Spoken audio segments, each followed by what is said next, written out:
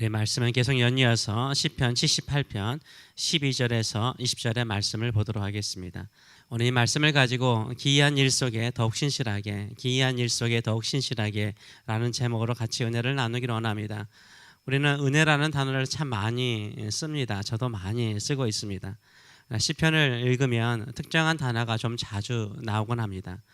특별히 출애굽의 역사를 회상하는 이 시편을 보게 되면 자주 쓰는 단어가 있습니다. 그것은 바로 기이한 일, 원더스라는 단어를 많이 쓰고 있습니다. 우리가 믿는 우리 하나님은 기이한 일을 행하시는 하나님이십니다. 기적을 행하십니다. 우리 눈에 볼 때는 모든 것이 다 원더스, 원더풀, 놀라운 일들이죠. 왜냐하면 우리 인간이 할 수 없는 일을 하나님은 하시기 때문인 거죠. 하나님은 우리와 다른 창조주이십니다. 우리를 위해서 기적을 행하시는 것은 아주 쉬운 일이에요. 우리에게는 놀라운 일이고 우리에게는 기이한 일이지만 하나님께는 자연스러운 일인 줄 믿습니다. 하나님은 전능하신 그 능력을 가지고 이스라엘 백성을, 하나님의 백성들을 구원하셨습니다. 인도하셨습니다. 오늘 본문에는 하나님의 기이한 일들이 나열되어 있고 그런 하나님의 기적 가운데도 이스라엘 백성들의 불신들이 나와 있습니다. 하나님께서 예구방 바로 앞에서 행하신 놀라운 기적과 광야에서 행하신 놀라운 기적을 보면서 이스라엘 백성들은 더욱 하나님을 신실하게 믿었을까요? 더욱 신실하게 하나님을 따랐을까요? 그렇지 않은 것을 우리가 잘 알고 있습니다. 믿음으로 하나님께 반응하는 것이 아니라 불신과 불만으로 계속해서 하나님을 대적하였습니다. 먼저 하나님께서 행하시는 구원의 일들을 어떻게 표현하고 있습니까? 애굽에서 내리신 10가지 재앙을 이렇게 설명하고 있습니다. 12절을 보게 되면 옛적에 하나님이 애굽 땅 소알들에서 출애굽할 때에 이 수도가 소알들에 있었던 것으로 보입니다. 애굽 땅 소알들에서 기이한 일을 그들의 조상들의 목전에서 행하셨다라고 말을 하고 있습니다. 홍해 바다를 가르시는 기적을 어떻게 표현하고 있습니까? 13절을 보게 되면 그가 바다를 갈라 물을 무더기 같이 서게 하셨대요. 영화 보시면 알잖아요. 물을 무더기 같이 서게 하시고 그들을 지나가게 하셨다라고 표현하고 있습니다. 홍해 바다를 가르시는 기적을 말씀하고 있습니다. 불기둥과 구름 기둥으로 인도하심을 어떻게 표현하고 있습니까? 14절의 말씀 보게 되면 낮에는 구름으로 밤에는 불빛으로 그들을 인도하셨다라고 설명을 해주고 있습니다. 반석에서 물을 내신 그 두 번의 기적을 어떻게 표현하고 있습니까? 15절과 16절은 이렇게 말하고 있습니다. 광야에서 반석을 쪼개시고 매우 깊은 곳에서 나오는 물처럼 흡족하게 마시게 하셨다라고 말하고 있어요. 깊은 곳에서 나오는 샘물처럼 그들의 목을 축였다라고 말하고 있습니다. 16절은 또 바위에서 시내를 내사 얼마나 풍성히 물이 나왔으면 강을 이룰 정도로 물이 풍성히 나왔다는 것. 시내를 내사 물이 강처럼 흐르게 하셨나이다. 하나님께서 풍성하게 그들에게 물을 공급하셨음을 말하고 있습니다. 이렇게 기적적으로 그들을 노예의 족쇄에서 자유케 하셨습니다. 기적으로 그들을 인도하셨습니다. 풍성하게 먹이시는 하나님이셨습니다. 그럼에도 불구하고 이 이스라엘 백성들은 하나님께 신실하였을까요? 아니라는 것을 우리가 잘 알 수 있습니다. 이런 기이한 하나님의 역사를 자신의 눈으로 직접 목격하고도 이스라엘 백성들은 어떠하였습니까? 오늘 본문을 보게 되면 세 가지로 표현하고 있습니다. 첫째, 하나님을 배신하였습니다. 17절의 말씀을 보게 되면 그들은 계속해서 동그라미를 친다면 아마 계속해서는 단어를 쳐야 되겠죠. 계속해서 하나님께 범죄하여 메마른 땅에서 광야를 말하는데 광야에서 지존자를 모든 것을 스스로 하시는 전능하신 하나님을 배반하였다라고 표현하고 있습니다. 한 번이 아니라 계속해서 반복적으로 하나님을 대적하였습니다. 메마른 땅 광야에서 하나님의 도우심이 없이는 살아갈 수 없죠. 하나님의 변치 않는 그 돌보심과 사랑 속에서도요 유일하신 지존자이신 하나님을 배반하였다라고 말하고 있죠. 배반이라는 단어는 관계 속에서 쓰는 단어 아닙니까?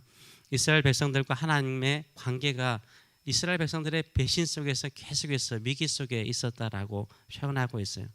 약속을 어기시는 배신자의 모습으로 이스라엘 백성들을 표현하고 있습니다. 그것이 하나님을 분노하게 만들고 하나님의 마음을 아프게 만들었습니다. 두 번째는 하나님을 시험합니다. 18절의 말씀을 보게 되면 그들이 그들의 탐욕대로 음식을 구하여 그들의 심중에 하나님을 시험하였다라고 말하고 있어요. 이스라엘 사람들은 하나님을 시험하였습니다. 하나님께서 이런 음식도 이 광야에서 주실 수 있을까라고 질문을 던져요.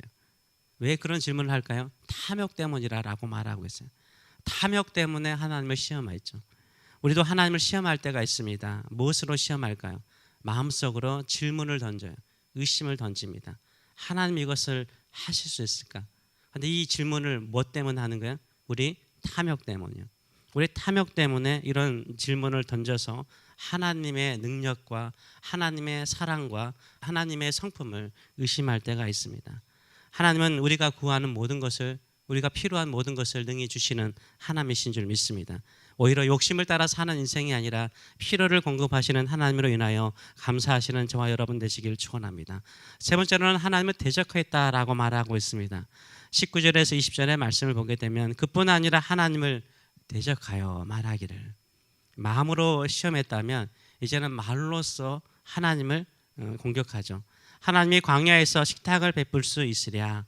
보라, 그가 반석을 쳐서 물을 내시니 시내가 넘쳤으나 그가 능히 떡도 주시며 자기 백성들을 위하여 고기도 예비하시랴 라고 말해요. 이것도 주셨는데, 물도 주셨는데 이제 고기도 아니면 떡도 주실 수 있을까? 이렇게 이제 말로 하나님을 대적하기 시작하였다라고 말하고 있어요. 이렇게 의심을 던지면서 하나님을 대적하죠. 우리 하나님이시기 때문에 능히 이것을 하실 수 있습니다. 주십시오. 이렇게 말하면 이것은 기도가 되는 거예요. 그런데 의심을 던지는 거예요. 질문을 던지면서 의심하면서 하나님을 대적하는 거예요. 하나님께서 이것도 주셨는데 이것도 주실 수 있을까? 이런 질문은요, 뭐죠? 이거는 믿지 않는 거예요. 하나님께서 기분 나빠하시는 것은 뭘까요? 그냥 필요하면 주라고 기도하시면 되는 거예요. 근데 질문을 던져서 하나님 그런 능력이 있습니까? 그런 마음이 있습니까? 떠보는 거죠.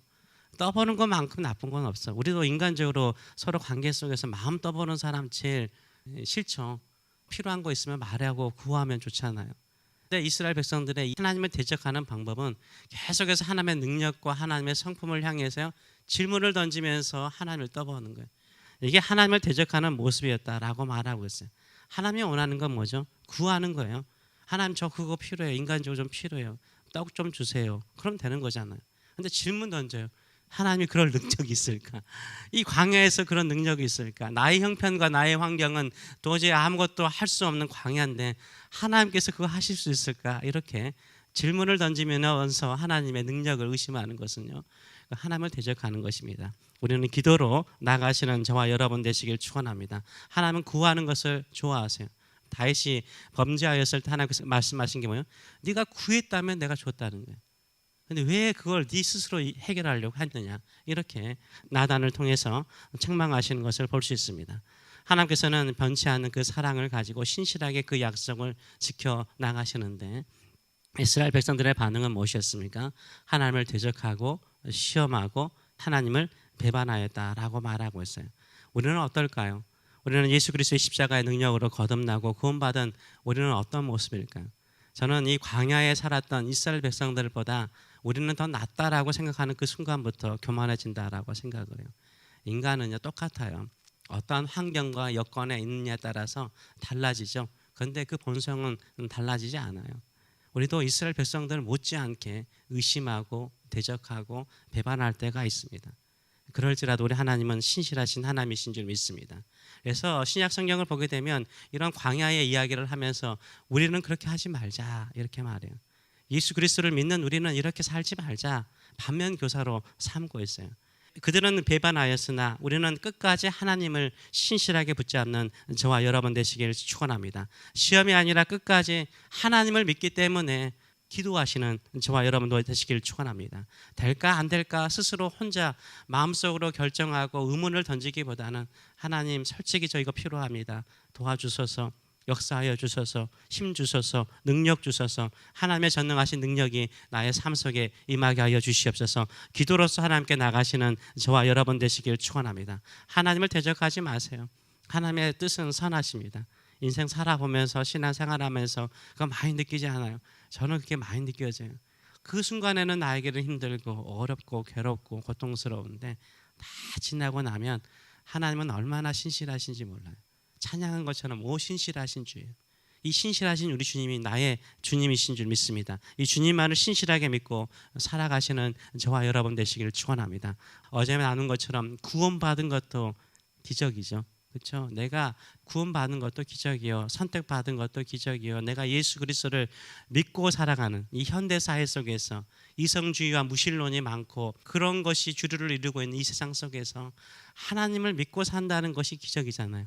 또 이 새벽에 나와서 하나님 의지할 수 있는 마음을 가지고 살 수 있는 것도 성령께서 인도하지 않으시면 올 수 없는 거잖아요. 이것도 기이한 일이에요. 이 기이한 삶 속에 우리가 살고 있습니다. 이럴수록 더욱 신실하게 하나님을 붙잡고 살아가시는 저와 여러분 되시길 축원합니다. 우리 주님은 신실하십니다.